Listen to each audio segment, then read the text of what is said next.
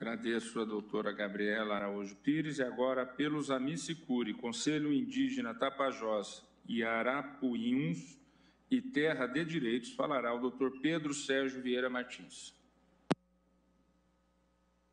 Excelentíssimas senhoras ministras, excelentíssimos senhores ministros, ilustres membros do Ministério Público e da Advocacia Geral da União, ilustres colegas advogadas e advogados. Gostaria de saudar os representantes dos povos indígenas, na pessoa da advogada Eloy Terena. Peço licença para também saudar, na pessoa da liderança Auricélia Arapium, todas as lideranças indígenas do Baixo Tapajós, no oeste do Pará, que aqui represento como advogado do Conselho Indígena Tapajós Arapiuns, CITA. A apresentação de informações pelos Amicicuri, Conselho Indígena Tapajós Arapiuns, e pela Organização de Direitos Humanos Terra de Direitos, tem como finalidade instruir a presente ADPF 709, com dados sobre assistência à saúde indígena para terras ainda não demarcadas, tal como referido nos pedidos da petição inicial e garantido em sede de medida cautelar, o direito sanitário indígena não discrimina o acesso à saúde com base na fase do processo demarcatório.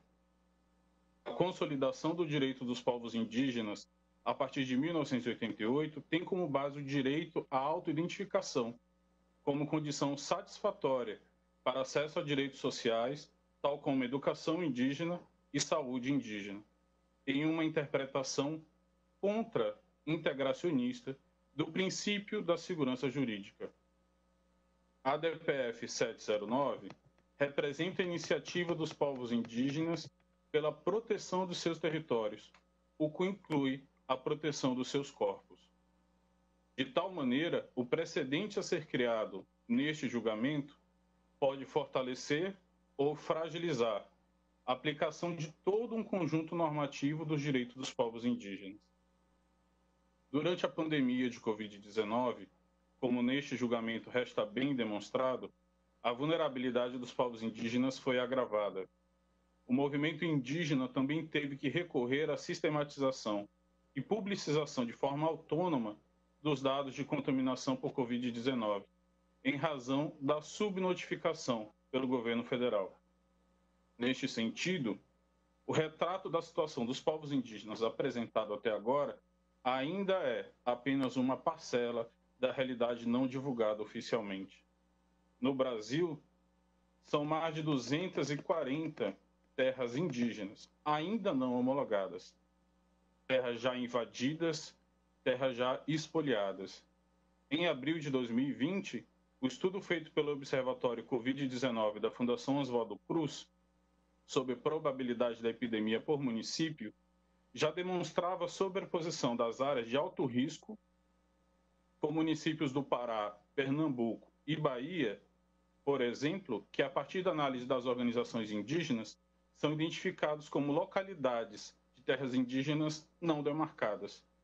Esses são territórios de povos que recorrem constantemente ao Poder Judiciário para, antes de tudo, serem reconhecidos em sua identidade, serem reconhecidos como indígenas. No Baixo Tapajós, no oeste do Pará, exemplo tratado por esse amigos, os indígenas sofrem de racismo, pois é de forma racista que as instituições públicas negam a identidade étnica dos grupos locais. São etnias como Borari, Munduruku Cara Preta, Jaraqui, Arapium, Tupinambá, Tupaiú, Tapajó, Tapuia, Arara Vermelha, Apiacá, Maitapu e Kumaruara. O sistema de saúde reflete este tratamento que discrimina esses grupos que se auto-identificaram após 1988.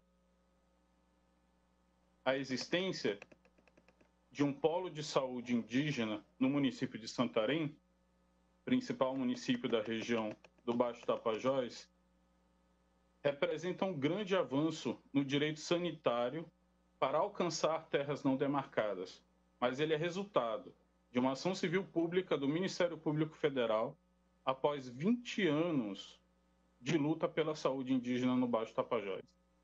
Entretanto, durante a pandemia de Covid-19, esse polo de saúde indígena disponibiliza de apenas 4 equipes para atender 8.000 indígenas, de 13 etnias em mais de 70 aldeias, sem condições de transporte para prestar socorro.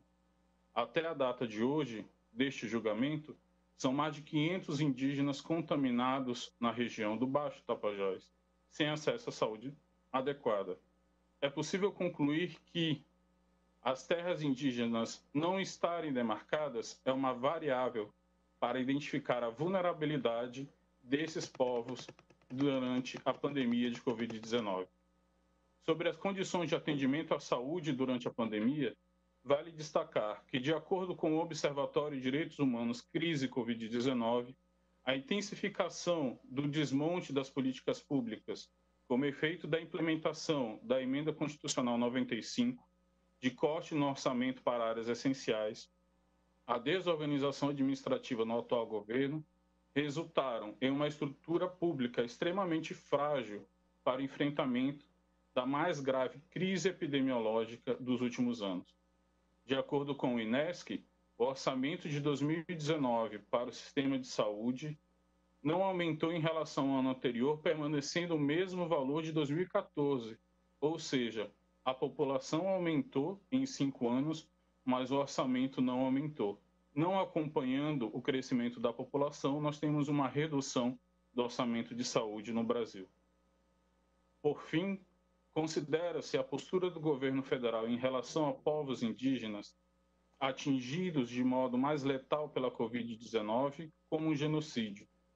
Veja-se que após as declarações do governo federal feitas nas tentativas de descumprir a medida cautelar desta DPF 709, na tentativa de excluir os indígenas de terras não demarcadas do atendimento especial garantido constitucionalmente, é necessário ainda mais reforçar a importância deste julgamento. Diante de todo o exposto, senhoras ministras, senhores ministros, esperam a Terra de Direitos e o Conselho Indígena Tapajós Arapiuns que este egrégio plenário referende a medida cautelar concedida pelo ministro Luiz Roberto Barroso, alcançando o atendimento de saúde às terras não demarcadas.